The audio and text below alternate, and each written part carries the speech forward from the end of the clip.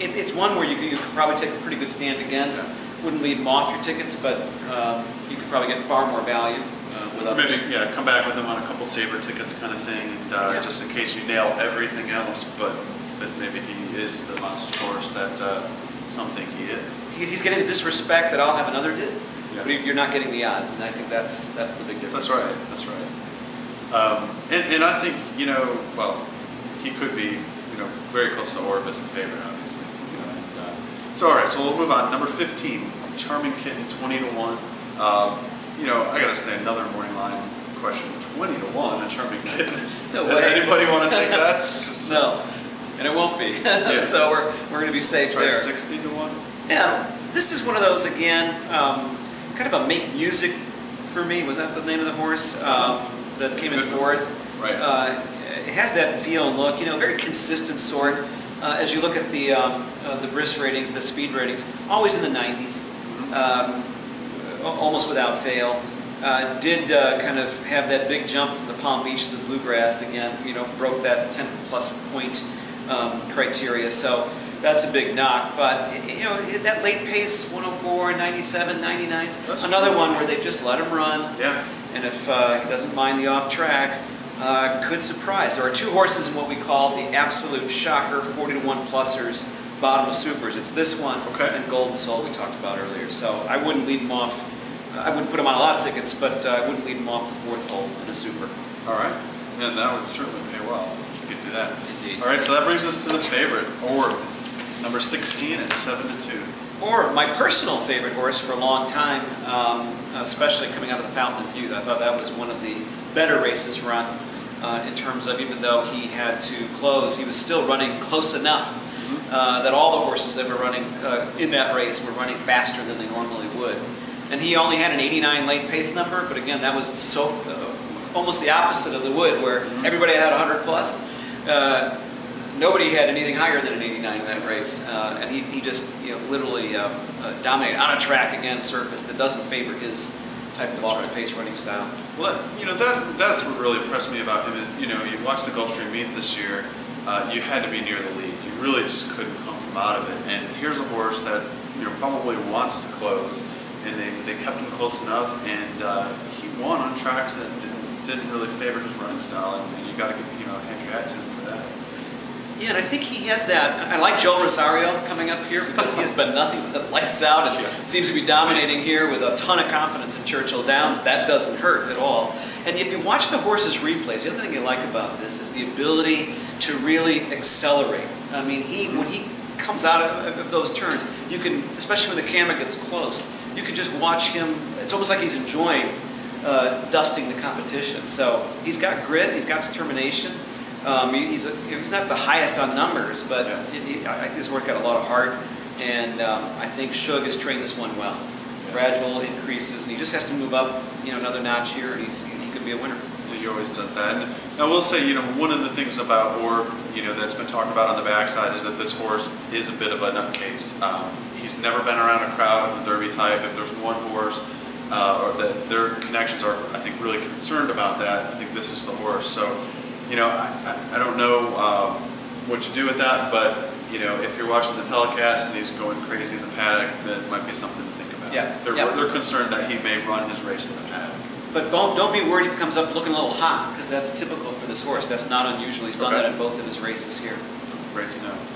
And all right, so number 17, we move on to Will Take Charge, 20-1. It's always hard to question a trainer who's obviously done extremely well in the Triple Crown races. This one had a very aggressive campaign, very Lucas style, October to March. Horse has been on a long hiatus. Lots of swings in the numbers. Hasn't raced in a long time. Surprised and shocked, I think, in the Rebel Stakes a bit.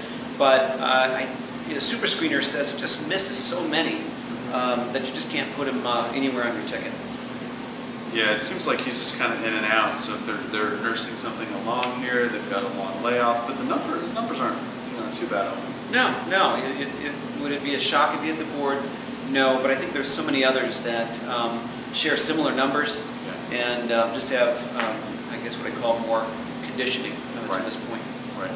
All right, so now we get into the Kenny McPeak runners. Number 18, Frack Daddy, 50 to 1. Well, you're getting touted a lot the last couple of weeks because working out, real well on a surface where he's obviously demonstrated some affinity in the past. So, he certainly likes the track, but he liked the track, and we have the numbers that are similar to what he's recently run. So it's not as if he was, again, lights out in those maiden and allowance type races. He's had some problems.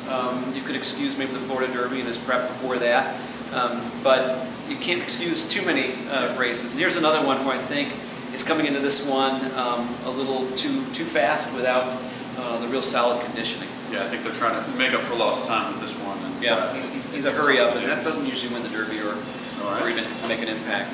And so that brings us to the other Kenny McPeak horse, number 19, Java's War, 15 to 1. Another one of those greats, as the super screeners always said, man, when those horses pair, those 100s and the LPs and stage, these are great bottom of the tried super horses. Because again, they're just passing a lot of, their odds of just making the top 7 is strong because they just have that late pace kick. He looked visually very impressive in that Bluegrass Stakes, but you got to wonder how much that took out of him. A horse that's very small, and for a while they're going back and forth with Frack Daddy as to who was really training better. And they've been very gentle with this horse, and I think there's reason for that.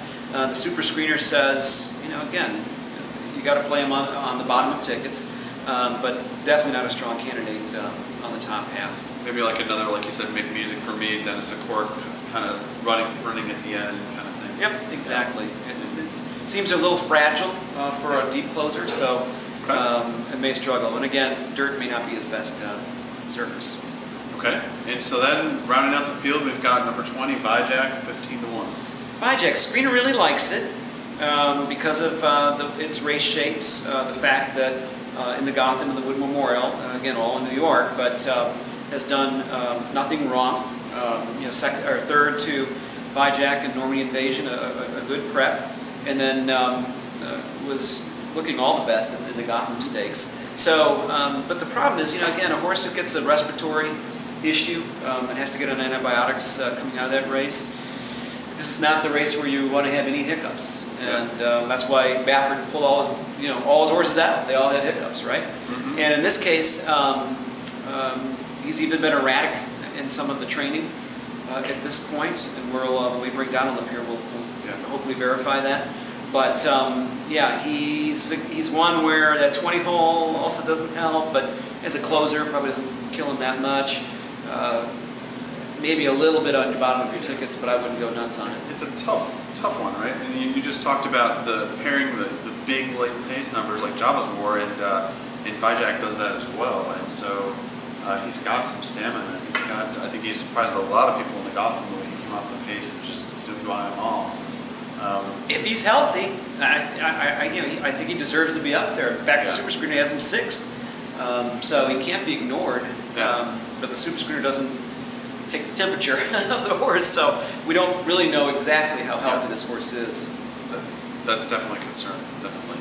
Okay, and then we want to spend a lot of time on the also eligible Fear the Kitten, 50 to 1. Any comments there? No, if that horse for whatever reason gets in due to other scratches or as the days progress here, there's nothing to be concerned with here. It's also a toss. But I do like it better than Giant Finish or Falling Sky.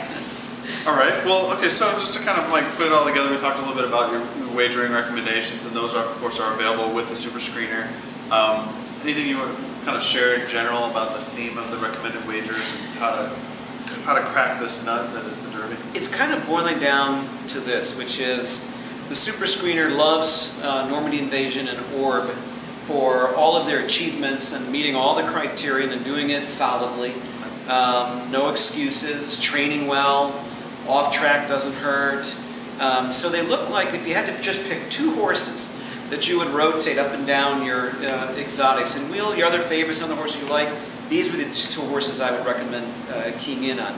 The challenge with Golden Sense, not that he doesn't deserve to be here in the top 3, is that because of his running style, if the track for whatever reason is coming up sticky, and it's really counterproductive to all closers or all front runners, he's going to be compromised by that. And again, we don't know what Golden Sense we're going to see. Like Golden Sense, who was able to sit off the leader in the San Diego Derby, or fold when challenged in his race prior. You know, everybody here in Louisville knows that Rick Pitino, this is his year. Everything's going his way. So you just never know. But yeah, agreed. And then what else about? So you would work around those two, work around Normandy Invasion and Sporb, is you know, assuming they get a decent trip as horses that can really be there. Exactly. And who are the others that you would kind of focus on? I like them on the top, and then if you're looking at who do I kind of populate on the bottom and keep the bottom of the ticket narrow, like the trifecta or superfecta, I think you could do very well to take the best closers with those strongest LPs, and it's Normandy Invasion, it's Java's War, and Vijay. Those three had the most outstanding numbers. You know one of those three horses is going to be somewhere at the bottom of that too. And what about Golden? Oh, I'm sorry, Golden Soul. I thought you meant Golden Soul. Those four, probably more so than Vijay. So, and Charming Kitten's probably more just, it does have potential to close potential, late. But these seem a notch above certainly Charming Kitten. Yeah, I mean, like I said, every race they're coming. You know, Java's War, Golden Soul, and Vijay are coming at the end, so that's interesting. And yeah, I think, you know, when we talk about, you know, building tickets, and I thought you did an incredible job of building the tickets and rotating them, especially if you play a couple of the tickets together, you know, in case the speed hangs on for the second hole or the third hole. And, you know, that's a difficult part of wagering, and I think you did a really good job with the tickets. And, you know, I think people sometimes don't realize is when you look at a race like this, the favorites could run 1-2.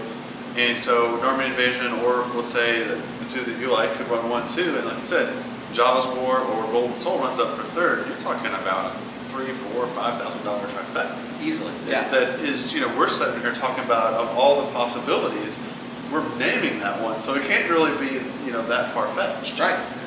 And so I think sometimes that's the point when you leverage those tickets, you can really create some positive outcomes and some awesome scores. Look at last year, two chalkish type horses in the top four and two long shots, and the superfecta was $2 superfecta was $96,000. So amazing. There's a lot of, again, value on the Kentucky Derby race for sure. Mike, thanks. That was awesome. And I think what we're going to do now is we're going to have Clocker Donald Harris from Southern California, who's been watching the Derby horses all week, come up here and talk a little bit about who's been catching his eye and go from there. Outstanding, Mark. Thanks. Thanks, Mike.